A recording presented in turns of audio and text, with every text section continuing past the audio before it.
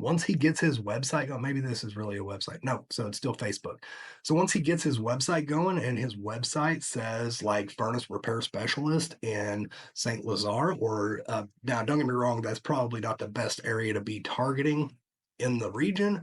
It was just one of the first ones that I saw. So I just started to go off of that.